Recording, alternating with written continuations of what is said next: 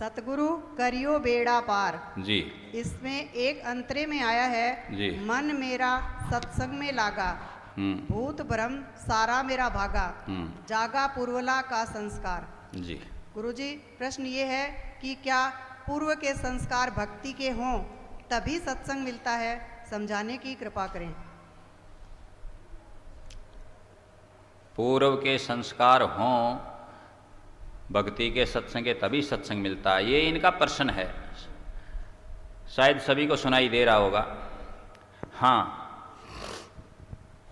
सत्संग दो प्रकार से मिलता है, प्रारब्ध संस्कारों से भी मिलता है और नए संस्कार बनाए भी जा सकते हैं।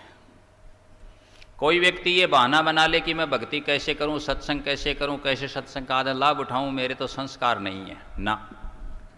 यदि वो चाहे तो अपना संस्कार बना सकता है। प्रारब्ध कर्म भी होते हैं तो क्रियमान कर्म भी होते हैं, ठीक है ना। हाँ, फिर क्रियमान का संचित बनता है और संचित का फिर प्रारब्ध बनता है। तो प्रारब्ध तो हमें बाद में भोगने पड़ते हैं और क्रियमान जो हम कर रहे हैं, बहुत से क्रियमान ऐसे हैं जो साथ साथ ही भोगे जा सकते हैं, भोगने पड़ते हैं। ये मत समझो कि अभी हमने किया आगे भोगेंगे, नहीं। क्रियमान में जो कर्म हम कर रहे हैं उनका साथ साथ परिणाम भी मिलता जाता है। और कुछ ऐसे होते हैं कि जो शेष रह जाते हैं वो प्रारब्ध बन जाते हैं, संचित बनते हैं, जमा होते हैं, फिर वो प्रारब्ध बनते हैं, फिर वो अगला यदि जन्म होता है, रिवृत होता है, तो उसमें भोगने पड़ते हैं। इस प्रकार का विधान है, इस प्रकार का शास्त्रों में भी है और संत महापुरुषों ने भी फरमाया है। फिर से इस बात को ठीक से समझ लें कि हमारे कर्म तीन प्रकार के हैं। जो कर्म हम कर रहे हैं वो क्रियमान है। क्रियमान का जो फल है वह हम साथ साथ भी भोग लेते हैं। बहुत से, मतलब अधिकांश क्रियमान ऐसे कर्म हैं जिनको हम साथ साथ ही भोगते हैं।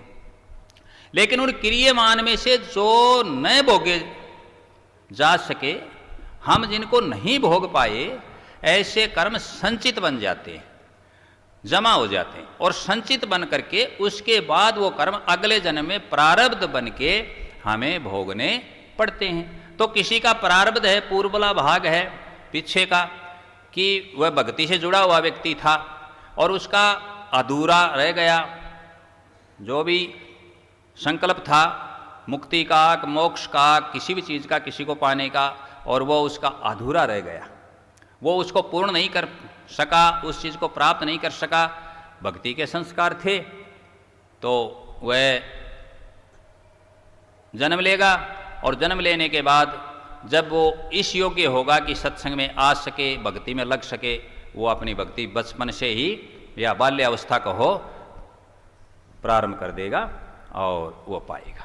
अब जो नए हैं जिनका संस्कार ही नहीं, ये मानने ऐसा मानते हैं कि इनका तो है नहीं, भी पूर्वला भाग नहीं है, पूर्व के संस्कार नहीं है, प्रारब्ध नहीं है, वे संगति के कारण, अच्छी संगति के कारण, किसी भी प्रकार के सत्संग के किसी भी प्रकार से जुड़ने के कारण, सत्संग की चर्चा है, सत्संग के स्वाध्याय है, ग्रंथ हैं, संत महापुरुष हैं, सत्संग होता है, सत्संग सभाएं, उनमें जा कर के वह चाहे तो अपना संस्कार नया बना सकता है और सत्संग का आनंद लाभ प्राप्त कर सकता है। सतनाम सत्संग।